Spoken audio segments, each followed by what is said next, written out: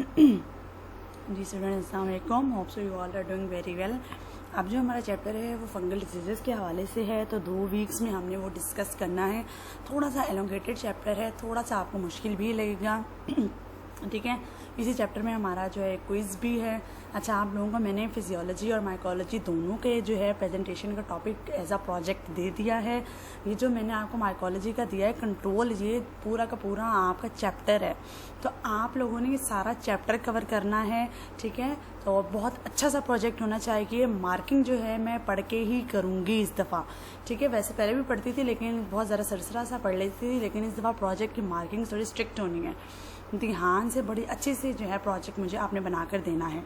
ठीक है, अब ये जो हमारा चैप्टर है फंगल डिजीज़, इसमें हमने ढेर सारी डिजीज़ डिटेल में पढ़नी है। रस मट की जो डिटेल है वो बुक में से इंशाल्लाह ताला हम करेंगे, वो 3-4 पेजेस की है, मतलब अलग-अलग। बाकी कुछ डाई पैक है, शुगर रॉट है, वो मैं आपको स्लाइड्स के फॉर्म में डिस्कस करूँगी, वो बुक में बहुत ज़्यादा डिटेल के साथ नहीं है। ठीक है, वो तमाम डिजीज़ डिस्कस करने से पहले हमारे पास जो टॉपिक है वो है जी कुछ हमारे पास इम्पॉर्टेंट हमने डिजीज़ के बारे में पढ़ना है जो कि पाकिस्तान में फ्रूट्स में होती हैं, और फंजाई मतलब फंजाई की वजह से फ्रूट ट्री या क्रॉप प्लांट्स में जो भी बीमारियां आती हैं फंजाई की वजह से।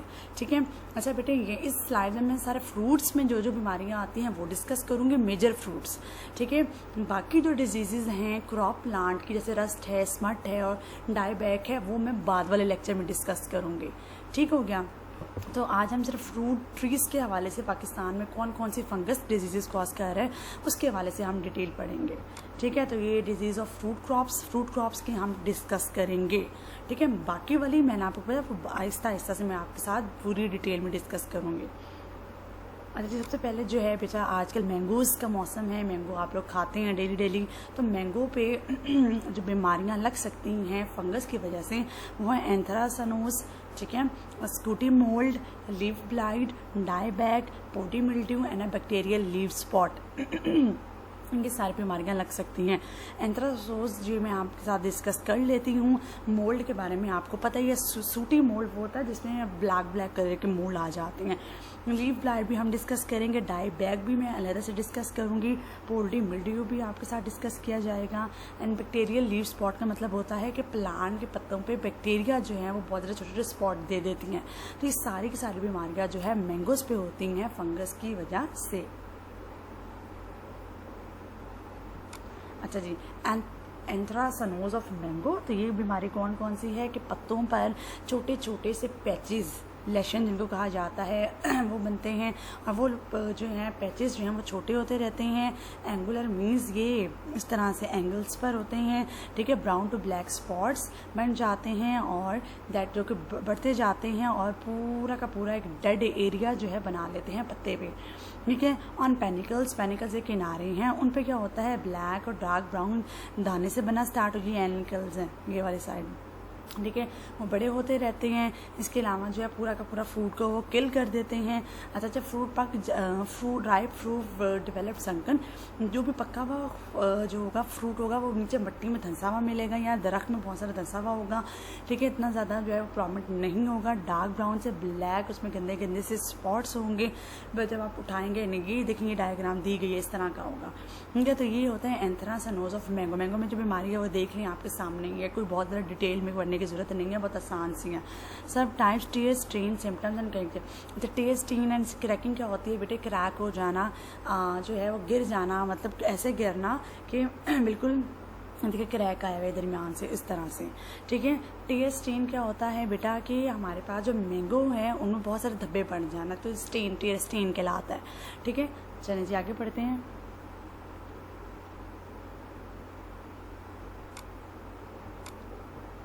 अच्छा, stamp and rot of mango, ये भी एक बीमारी का नाम है जिसमें पूरा का पूरा इस तरह करके जो है वो इसका स्टैम्प जो होता है वो पूरा का पूरा काला हो जाता है। फ्रूट्स में द पेरिकार्प डार्कन्स नहीं द बेस ऑफ पेडिके, देखें पेरिकार्प जो होती है फ्रूट की बाहर वाली लेयर होती है। ठीक है, वो काली होना स्टार्ट हो जाती है। पेडिकल जहाँ पे वो थोड़ा सा होता है ना ब्लैक कलर का जो हम निकाल के जो है खाते हैं, तो ये पेडिकल से यहाँ से काला होना स्टार्ट हो जाती है। तो ये जो अफेक्टेड एरिया जो है ये आगे पूरे के पूरे आम में बढ़ता जाता है, गोल हो जाता है, ब्लैक सा धब्बा बन जाता है। ठीक है, और पूरा का पूरा फ्रूट जो है 2 से 3 दिन में काला हो जाता है। इस बीमारी को हम stem ramp and rot of mango कहते हैं। ठीक है, पल्प जो है वो ब्राउन हो जाती है, बहुत ही ज़्यादा नरम हो जाती है, खाने के काबिल एप्पल नहीं, सॉरी मैंगो नहीं रहता। तो बेटे इसमें हमने क्या करना है कि हार्वेस्टिंग जो है, अगर फ्रूट पक्का नहीं है प्रॉपर, तो उसको हम काश्तकारी उसकी ना करें, केयरफुली जो है हम हैंडल करें, ताकि जो कोई भी जो है दबाव ना पड़ सके। ठीक है, अच्छा ये कार्बन डेजरम ये केमिकल है, इसको हमने हॉट वाटर में इतने टेम्परेचर के इतने टाइम के लिए डालना है। इससे क्या होगा बेटे कि बीमारी जो है वो ख़त्म हो जाएगी। तो ये नीचे वाला है कंट्रोल मेजर्स, ये वाले पॉइंट्स। ठीक है, तो ये मैंगो में कौन कौन सी बीमारियाँ फंगस की वजह से वो डिस्कस हो रही हैं। अच्छा जी, पोड्री मिल्ड्यू, ये भी मैं बाद में भी आपको पढ़ाऊंगी बेटे। पोड्री मिल्ड्यू जो है ये पत्तों पर, डंडियों पर, फ्लावर पे और जो अभी फ्रूट छोटे छोटे होते हैं उन पे लग जाती है। ठीक है, effective flower and fruit drop pre maturely. ठीक है, अब जब पोड्री मिल्ड्यू वाली बीमारी होती है इस तरह करके, ये आपके सामने डायग्राम भी है, तो तमाम जो पत्ते हैं या फ्रूट जो हैं वो मेच्योर हुए बिना ही गिरना स्टार्ट हो जाते हैं। पोड्री मिल्ड्यू मैं आगे भी आके इंशाल्लाह आपको पढ़ाऊँगी। तो दूसरी भी जो बहुत ज़्यादा इंपॉर्टेंट बीमारी है फंगस की वजह से वो है पोड्री मिल्ड्यू। उसके बाद जो है बनाना पे भी जो बीमारी लग जाती है बहुत कॉमन, वो है एंथ्रासनोज। ये देख लें काले काले हुए हैं बनाना। तो इसमें क्या होता है कि एंथ्रासनोज की वजह से काले काले हो जाते हैं। इसके अलावा पूरा का पूरा जो ब्लैक ब्लड स्पॉट बन जाते हैं, चाहे केला मैच्योर हो या इमैच्योर हो। ठीक है, स्पैक इनके सारे के सारे जो काले काले धब्बे हैं वो बढ़ते रहते हैं और ये केला जो है वो गलता जाता है। इसके अलावा बहुत ज़्यादा फ्रूट जो है वो पूरा का पूरा काला काला हो जाता है। इमैच्योर यानी कि वो वाला फ्रूट जो कि अभी मैच्योर नहीं है या यंग है फ्रूट जो है वो बिल्कुल ही काला हो जाता है, स्किन इसकी बिल्कुल ही फटी फटी हो जाती है और क्रैक हो जाता है। तो इसको हम कहते हैं एंथ्रासनोज ऑफ बनाना। ये पूरा का पूरा इसका कंट्रोल मेजर है कि अगर हम क्लोरोथेनानोल जो है इतने % और बेविस्टिन इतने % जो है वो 15 दिन के लिए डालें, तो इससे जो है ये बीमारी बहुत ज़्यादा कम हो सकती है। तो ये इसका जो है बेटे कंट्रोल मेजर भी साथ दिया गया है। अच्छा जी, आगे चलते हैं जी। उसके बाद जो है इस सिगार टोका या lead spot of banana. Lead spot के जो पत्ते होते हैं बनाना के, उन पर छोटे छोटे काले धब्बों का आना। दूसरा नाम इसका जो है वो है सिकाटोपा। अच्छा, पहले जो है ये लीव स्पॉट छोटे होते हैं, ठीक है, येलो होते हैं, ठीक है, पूरे के पूरे पत्ते की वेन्स पर। अच्छा, फिर spindle shape spot with greyish, फिर जो है वो थोड़ा सा स्पिंडल जैसे ऐसे गोल सा वो सर्कुलर से शक्ल इख्तियार कर लेते हैं, पूरा का पूरा सेंटर को भर लेते हैं। ठीक है, कुछ स्पॉट जो आपस में मिल जाते हैं वो बहुत बड़े बड़े पैचेस बना लेते हैं। और इसके अलावा जो है अच्छा रैपिड ड्राइंग, एकदम से सूख जाना एंड डिफॉरेस्टेशन, बच्चों का मुड़ जाना जो है ये मेजर जो है सिम्टम है इस बीमारी का। ठीक है, ये कंट्रोल मेजर है कि ये वाला स्प्रे आप करें केमिकल का, तो ये वाली बीमारी कम हो सकती है। मेरा थोड़ा सा गला ख़राब है तो पता नहीं आपको कैसी आवाज़ आ रही हो।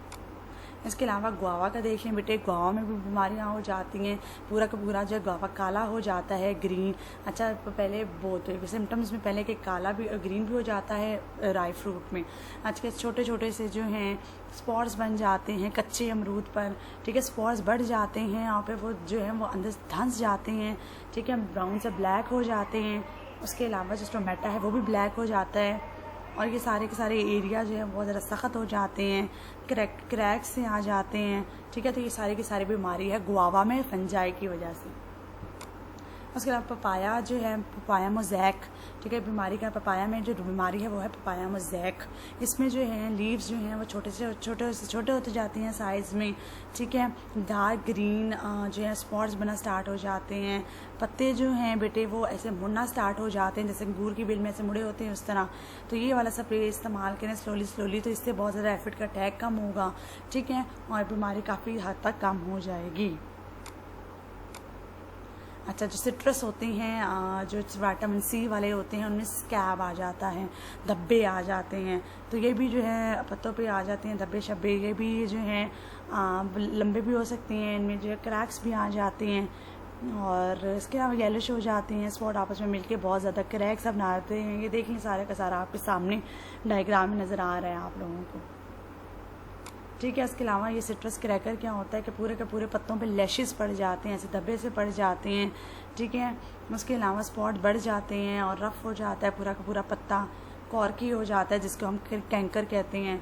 ठीक है, और ये खाने के लायक नहीं रहता जो हमारे आगे फ्रूट बनेगा। ये डायग्राम आप बहुत क्लियरली देख रहे हैं, बहुत आसान सी स्लाइड्स हैं ये वाली, ठीक है। उसके अलावा एक बहुत बड़ी सी बीमारी है जो है jackfruit disease. Jackfruit होते हैं ना, ये आपके सामने तुष वाले सारे के सारे। तो डिजीज़ ऑफ इम्पोर्टेंट जो है डिजीज़ ऑफ इम्पोर्टेंस, जो सबसे ज़्यादा इम्पोर्टेंट और भी है वो पिंक डिजीज़ है, जिसको हम कहते हैं पेलाकोलेना, जो है साल्मोनिकुलर, ठीक है, stem rot, fruit rot and male inflorescence rot cause by Rhizopus. तो ये तमाम बीमारियां जो हैं इसमें लिखी हुई हैं बेटा, ये जैक फ्रूट डिजीज़ हैं। ये सारे के सारे फ्रूट में बहुत ज़्यादा पाई जाती हैं फंगस की वजह से। तो इसमें से 4-5 देख लीजिएगा। रस, मट वगैरह जो है ये हमने सारी की सारी आगे डिटेल में डिस्कस करनी है। ये मैंने फ्रूट्स के हवाले से डिस्कस की, बुक में फ्रूट के हवाले से इतना ज़्यादा नहीं बताया गया था। तो कुछ जो मेन फ्रूट है उसकी डिजीज़ मैंने डिस्कस की हैं। आगे इंशाल्लाह ताला पहले मैं आपको आसान वाली पढ़ाऊँगी। रस्ट एंड स्टमट के बारे में मैंने आपको पहले भी बताया था। रस्ट एंड स्टमट के बाद डायबैग है, शुगर केन वाली एक बीमारी है। तो ये 3-4 बीमारियाँ हैं, वो हम डिटेल से डिस्कस करने के बाद आपका ये चैप्टर ख़त्म हो जाएगा, ठीक है। इसी में से क्विज़ होगा, फिर आगे जाके एक असाइनमेंट बनानी है और फिर एक ही टॉपिक रह जाएगा। तो 2-3 हफ्तों में इंशाल्लाह ताला आपका कोर्स कवर हो जाएगा ईद के फ़ौरन बाद। और ये है कि फिर आपके फाइनल टर्म्स होंगे। तो ये वाला आपने यहाँ स्लाइड से करना है, बाकी रस्म मैं आपको बुक से बताऊँगी कहाँ से करना है, ठीक है बेटे। Till then take care and अल्लाह हाफ़िज़।